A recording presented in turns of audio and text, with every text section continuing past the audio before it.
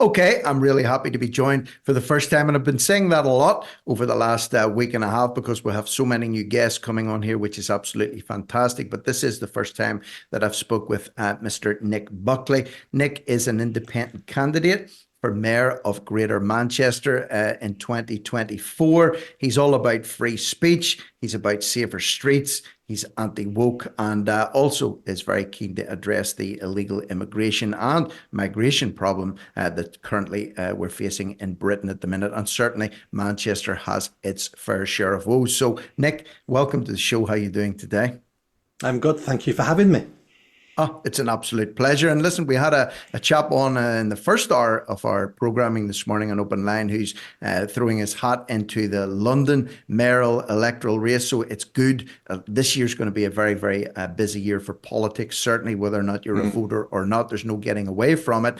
You want to try and make a positive change in Greater Manchester or in Manchester area at this point in time. What are the prevalent issues that you would be dealing with? Because, of course, there's a lot to be dealing with, but what are the most pertinent issues for you at this point in time? I think number one is crime. Crime is a problem all over the country. So this just is a Greater Manchester problem or even a city problem. Crime is it's almost getting to epidemic levels now in Greater Manchester. You know, we've got a local newspaper called the Manchester Evening News. Every day, someone's been shot, someone's been stabbed, someone's been murdered. We had a gentleman sat in his car a couple of days ago, got stabbed for his car, and his car was worth £300. They're not even robbing, £500,000 sports cars now. They're robbing anything that's there. People are being stabbed on nights out. Women afraid to walk the streets. Crime's a big issue. And what most people don't understand in our big cities is the mayor is also the police crime commissioner. So the mayor is actually responsible for policing. He can sack the chief constable. And I've spent 20 years working alongside the police. I know how to fix the police. I know how to reduce crime. I've won awards. I've advised prime ministers. So for me, that's the number one thing in Greater Manchester. Unless we fix the police, nothing else can be fixed.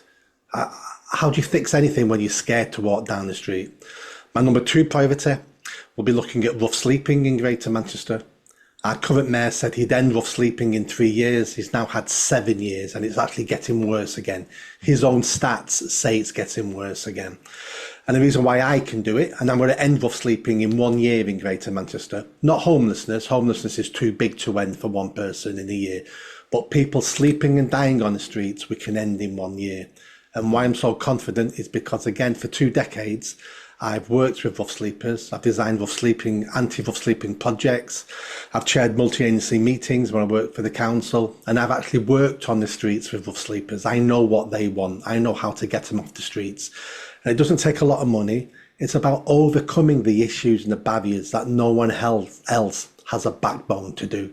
And some of the simple things that rough sleepers will say, I don't want any help. I'm not going to that hostel. And you go, why? Well, they don't take dogs.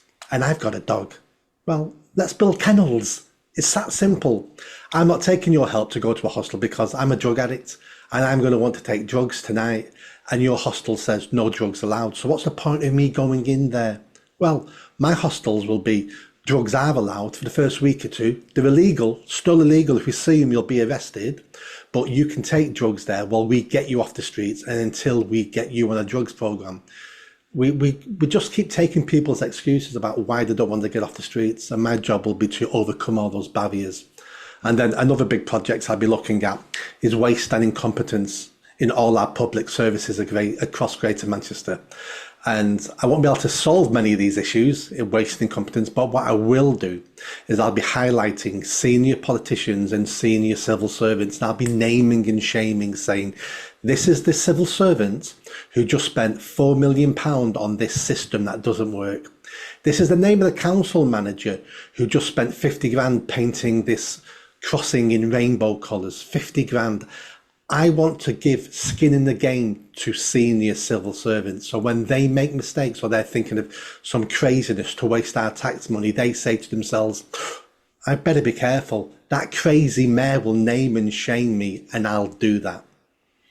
Nick, one other thing that you'd highlighted, would put a little post up on the X platform this morning, and I noticed you put a message there to say, I'm looking forward to having a chat this morning. The question is, how do we also tackle slum landlords without penalising good landlords through more paperwork and cost? I think that falls into maybe category number 3 of waste and incompetence. There's so much wastage going on, and people say there aren't the funds to do this, there aren't the funds to do that. Quite often the funds could be there or may well be there, but unfortunately, as you've mentioned, they could be blown 50 grand on painting a multicolored zebra crossing there, which isn't even actually, by the way, legitimate under the highway code. We covered this story before, that if you do these, LGBT, whatever, rainbow crossings, they're not actually legally viable. But anyway, that's a side thing. But landlords ties in as well with, homelessness, which, as you say, you can't fix that within the space of a year, but certainly you want to try and address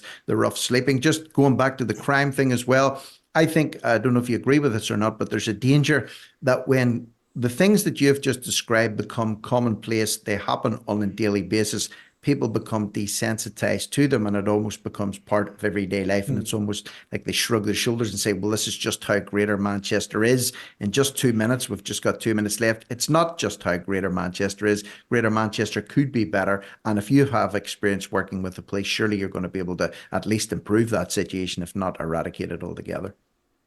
Exactly. And I'm not sat here saying, in 30 seconds, this is how I'll fix the police. My plan's out there. Go on social media, Twitter, Facebook, go in the highlight sections of my tweets and posts. The plan's there. I've put all my plans out. I'm not one of these people who'll tell you I'll fix it and give you no detail. My comprehensive plan's already out there about how we fix the police. And we fix the police by going back to basics, about arresting criminals, about making sure the community are happy with what we're doing. Stop treating criminals as if they're also victims. Stop all this soft touch, pink and fluffy policing that we're doing. I want to hammer criminals, and I'm proud to say it, and I won't apologise. Let's hammer them. I want them to be afraid of the police and afraid of committing crime. They need to realize that there's consequences to what they do, and it doesn't mean they're going to be put up in a nice, young offender center with a PlayStation 4 sitting in the cell and free internet access. Yeah, we need to get tough on crime, and certainly we need to get tough on criminals. Nick, just to direct people where they can connect with you, if you're listening in, you can go to the X or Twitter platform at Nick Buckley MBE. That's his X handle. And also he has a website, Nick Buckley, number 4, mayor.co.uk.